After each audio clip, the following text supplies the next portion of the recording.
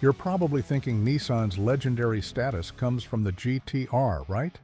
The R32, R33, R34? Well, yes, but actually no. Those cars were just expensive metal boxes without the beating heart that made them monsters. The RB26DETT, 6 cylinders, twin turbos, and enough over-engineering to make German engineers weep. This 2.6-liter inline-six didn't just power skylines, it created a mythology. It turned a Japanese luxury car company into the stuff of nightmares for European supercars. And the craziest part, it almost never happened. Picture this. It's 1985, and Nissan is, well, boring. I mean, come on, they're making the Sunny and the Bluebird. Reliable? Sure. Exciting? About as thrilling as watching paint dry. Meanwhile, Honda's got VTEC prototypes spinning to the moon, Toyota's building the 4AGE, and Mitsubishi's playing with all-wheel drive. Nissan's board is panicking. Sales are dropping faster than their stock price. Something has to change. Enter Shinichiro Sakurai, a man who looked at Nissan's lineup and essentially said, "This is embarrassing, let me fix it." Sakurai wasn't just any engineer. This was the guy who'd been building racing engines since the 60s. The Prince Motor Company legend who'd created the original Skyline GT-R. When Nissan absorbed Prince in 1966, they got Sakurai as part of the deal. Best acquisition they ever made, as it turned out. So Sakurai gets his team together in late 1985. The mission? Build an engine that could compete in Group A racing.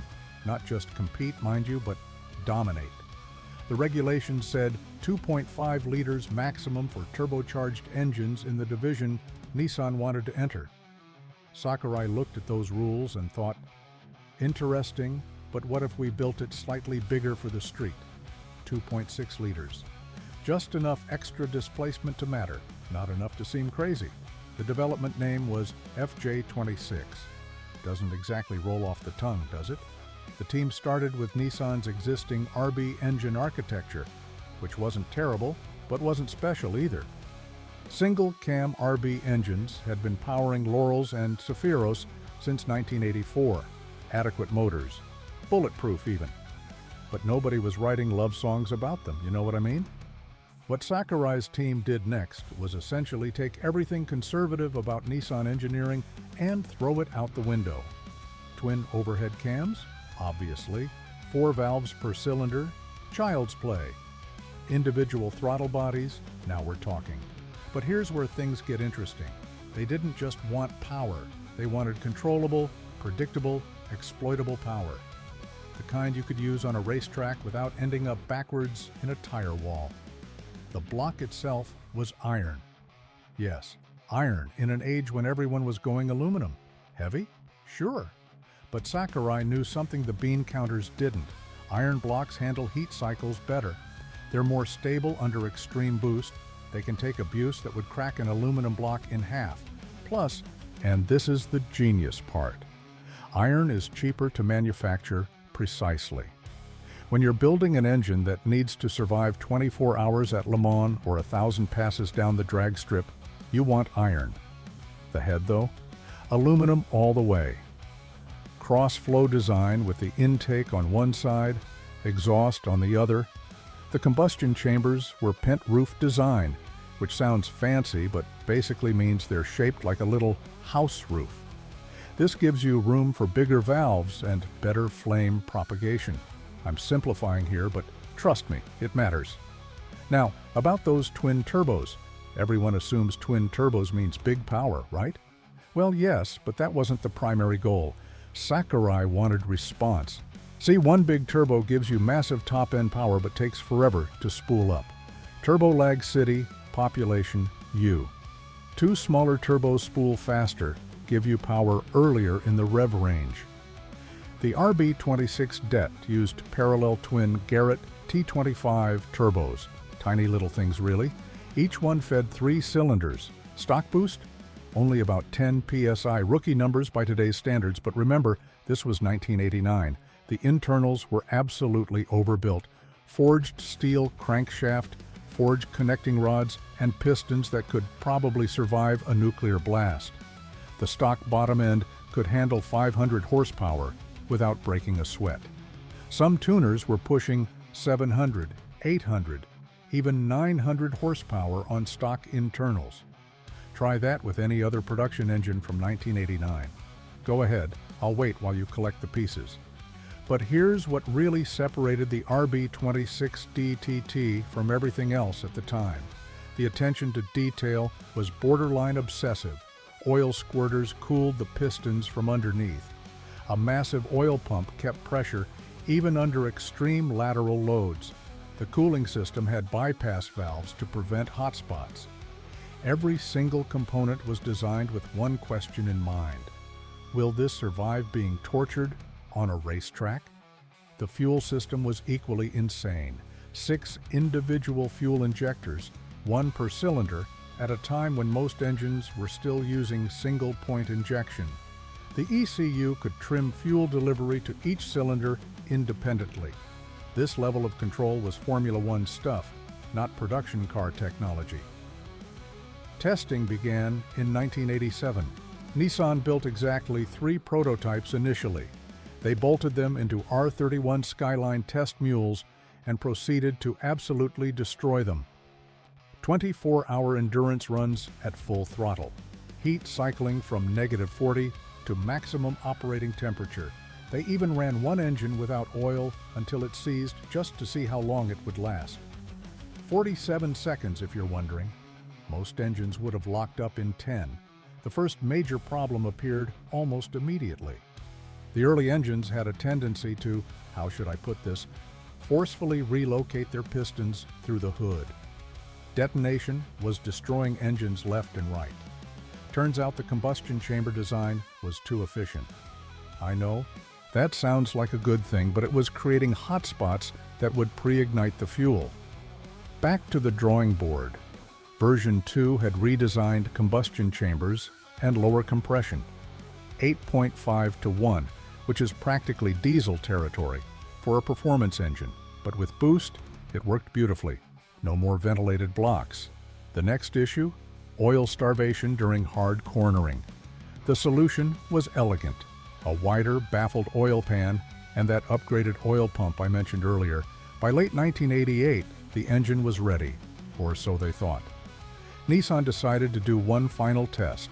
They took 3 engines, put them in R32 prototypes, and entered them in the Japanese Touring Car Championship as development entries.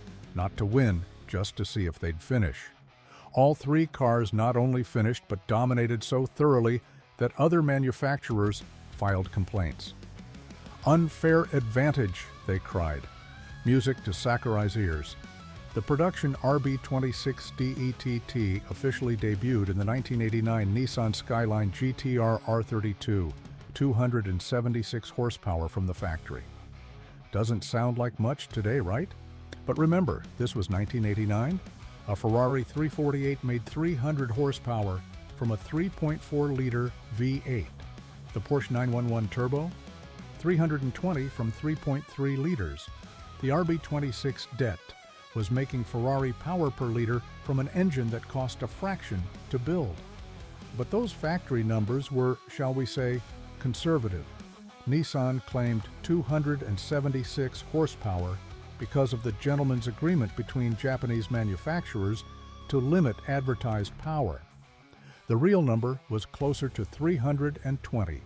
Some magazines dyno-tested stock cars and found 330 at the wheels, which means probably 370 at the crank. Nissan was basically lying, but in reverse, under-promising and over-delivering. The automotive press lost their minds. Car and Driver called it a technological tour de force. Road and Track said it was the most sophisticated production engine in the world. Even the Germans were impressed.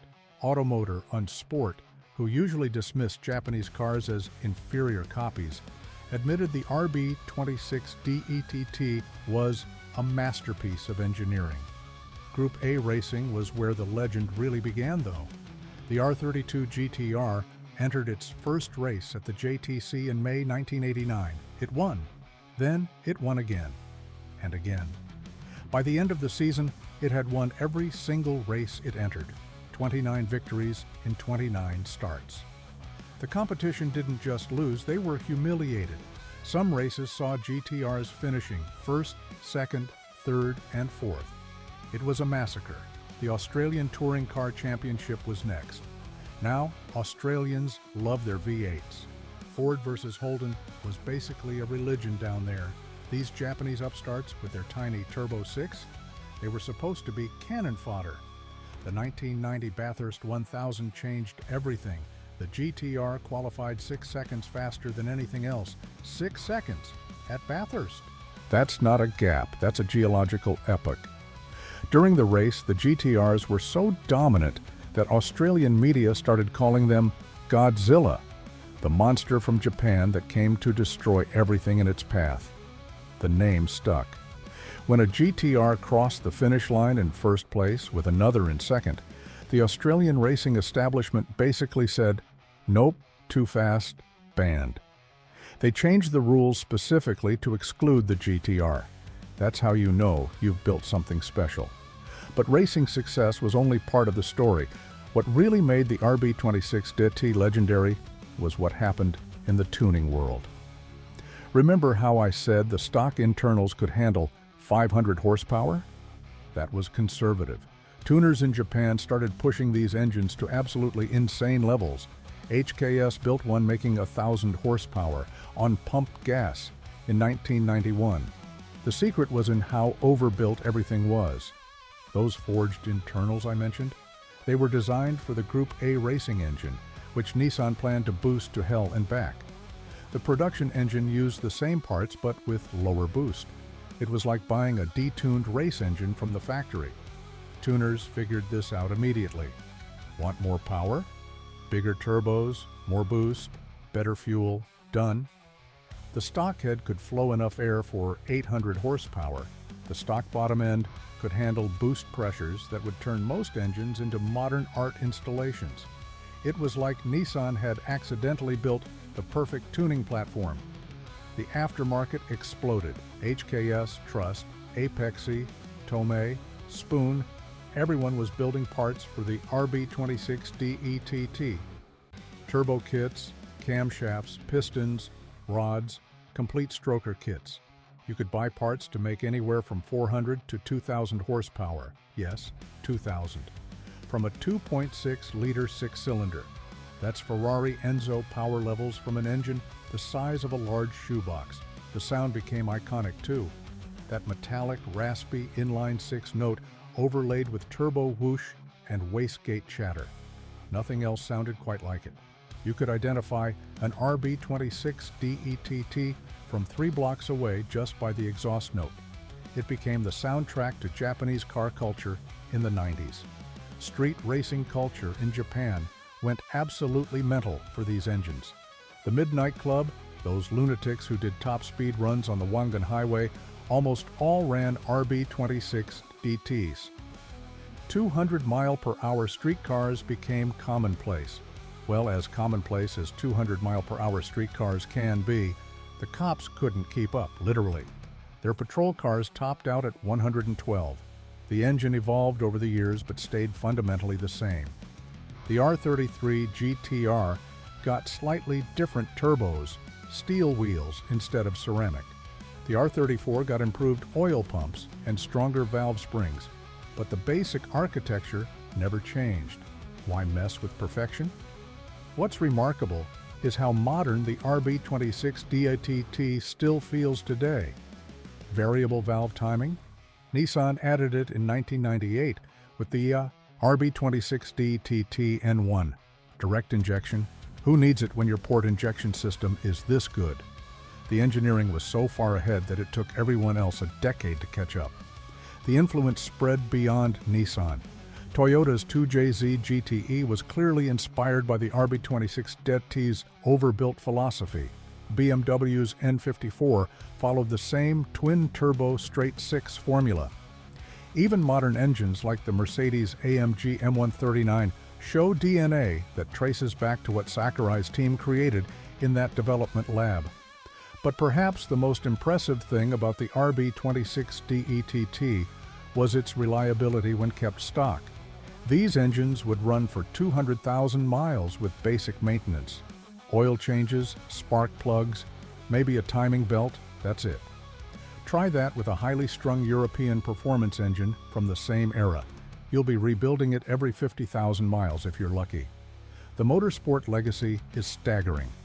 Between 1989 and 2002, RB26DETT powered cars won over 200 major races worldwide, JGTC championships, Super TIQ victories, time attack records, drag racing titles. If there was a form of motorsport that allowed turbocharged engines, someone was winning it with an RB26DETT. Tuning shops became legendary just from their RB26DETT builds. Mine's the secretive tuning house that built cars so fast they became mythical. Top secret and their gold-painted 1,000-horsepower monsters. Signal and their pursuit of the perfect street GTR. These shops didn't just tune engines, they created rolling pieces of art. The cultural impact went beyond just car enthusiasts. The RB26DETT became a symbol of Japanese engineering prowess. It proved Japan could build performance engines that didn't just match European excellence, but exceeded it. It shifted the entire perception of what Japanese cars could be. Video games played a huge role too. Gran Turismo introduced millions of kids to the RB26DETT's distinctive sound. Need for Speed made the Skyline GTR a hero car. The Fast and Furious franchise, well, let's just say Paul Walker's R34 GTR did more for RB26DETT awareness than any marketing campaign could have.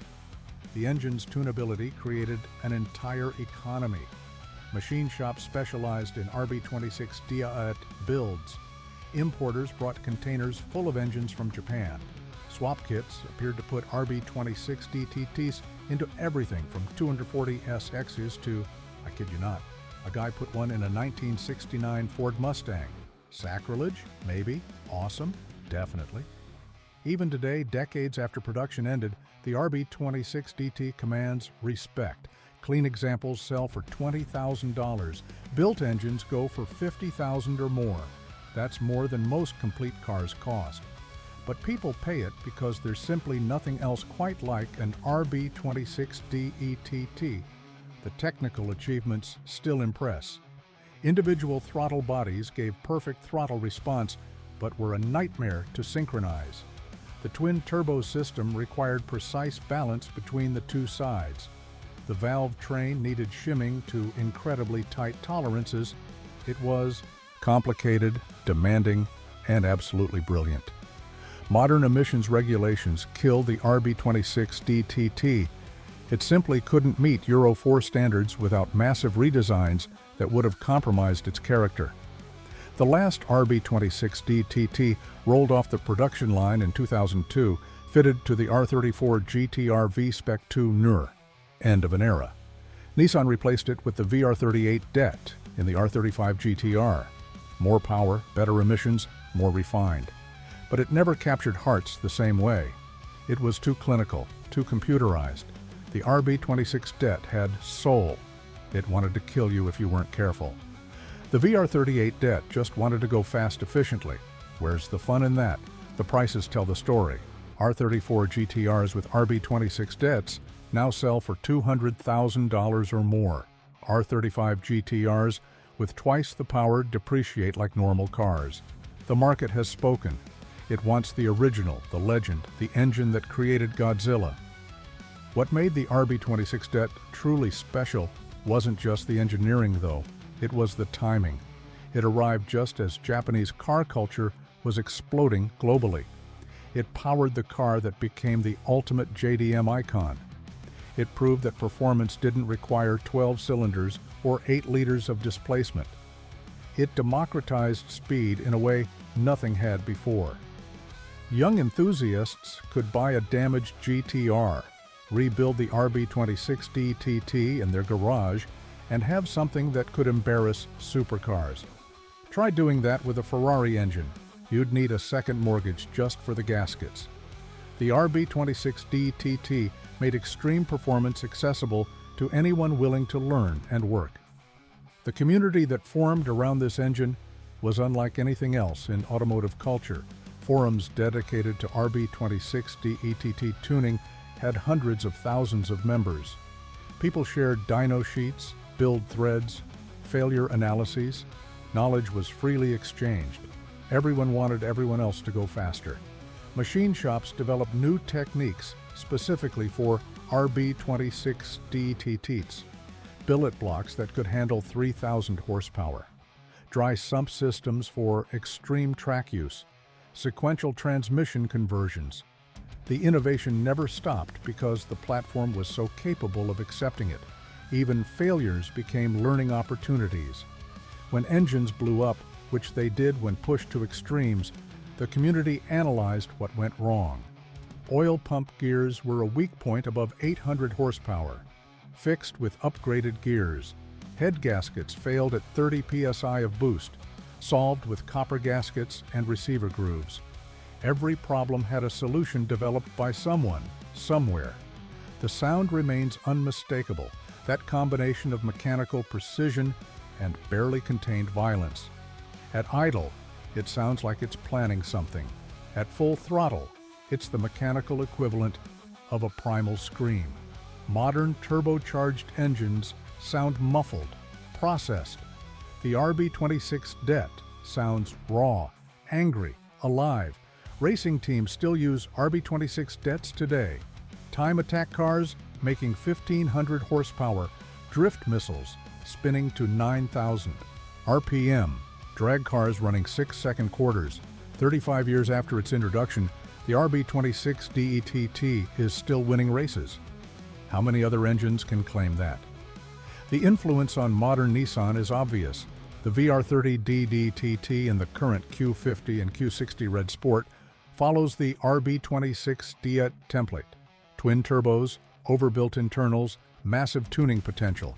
It's more refined, sure, but the DNA is unmistakable.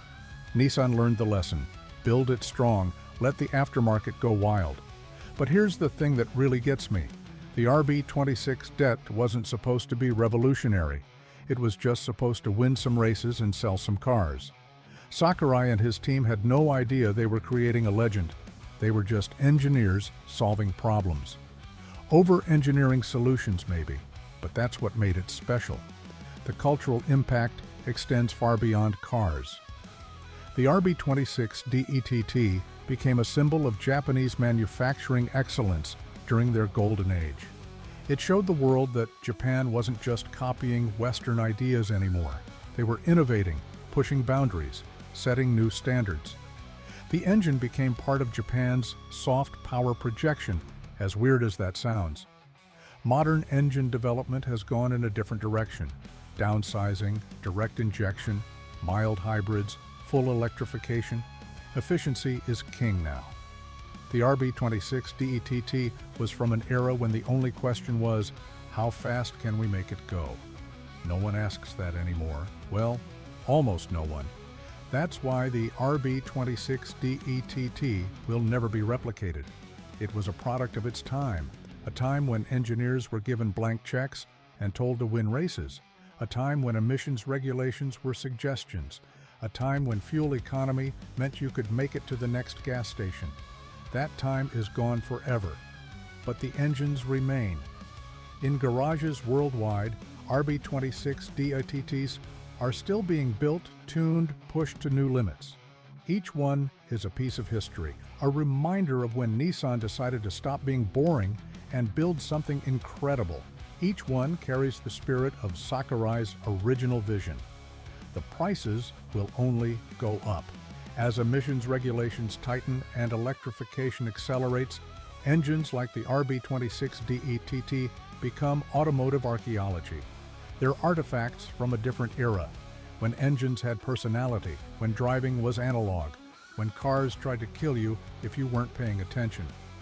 Younger enthusiasts who never experienced the RB26DETT era are now discovering these engines through social media and YouTube.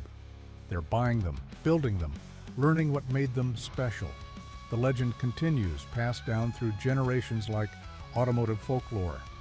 Sometimes I wonder what would have happened if Nissan had never built the RB26DETT. Would Japanese performance cars have the respect they do today? Would tuning culture have exploded the way it did? Would we have gotten the Supra's 2JZ or the Evolution's 4G63? The RB26DETT didn't just change Nissan, it changed everything. The tragedy is that we'll never see anything like it again. Modern engines are faster, more powerful, more efficient. But they're also sanitized, computerized, homogenized. They're appliances, not personalities. The RB26DETT was the last of the analog monsters, the final expression of pure mechanical engineering without digital interference. When people ask me why the RB26DETT matters, I tell them this. It proved that excellence could come from anywhere, that a company known for making boring sedans could build something that would make Ferrari engineers jealous, that with enough determination and over-engineering, you could create something truly timeless. The RB26DETT made Nissan a legend because it wasn't just an engine, it was a statement, a declaration that Japan had arrived as a serious player in the performance world. It was proof that cubic inches weren't everything, that technology could overcome displacement, that precision engineering could beat brute force. 35 years later, the RB26DETT remains the high-water mark for Japanese engine design. Others have made more power, been more efficient, lasted longer, but none have captured the imagination quite the same way. None have spawned the culture, the community, the mythology that surrounds the RB26DETT. Maybe that's the real legacy. Not the races won or the record set, but the inspiration provided. Every tuner kid who learned to build engines on an RB26DETT. Every engineer who studied its design and thought, we can do better. Every enthusiast who heard that distinctive sound and fell in love with cars. The RB26DETT made Nissan a legend because it did something more important than going fast. It made people dream. Dream of building something faster. Dream of racing at Bathurst. Dream of flying down the Wangan at 200 miles per hour. Those dreams created a culture that persists today, long after the last RB26DETT left the factory. And honestly, that's worth more than any championship trophy. The races are forgotten, the lap time superseded, the technology surpassed. But the dreams live on. Every time someone fires up an RB26DETT and hears that distinctive metallic growl, those dreams come alive again. That's how a simple inline-six engine built to go racing became something more. That's how Nissan transformed from a maker of reliable appliances to a performance icon. That's how the RB26DETT earned its nickname, Godzilla. Not through size or brute force, but through engineering excellence and the dreams it inspired. The story of the RB26DETT isn't really about an engine at all. It's about what happens when engineers are allowed to chase perfection without compromise. It's about proving that small displacement doesn't mean small ambitions. It's about creating something so good that it defines an entire era of automotive culture. And that, more than any technical specification or racing victory, is why the RB26DETT made Nissan a legend. It wasn't just an engine, it was a revolution. And revolutions, as it turns out, never really die. They just idle quietly in garages around the world, waiting for someone to turn the key and unleash Godzilla once more.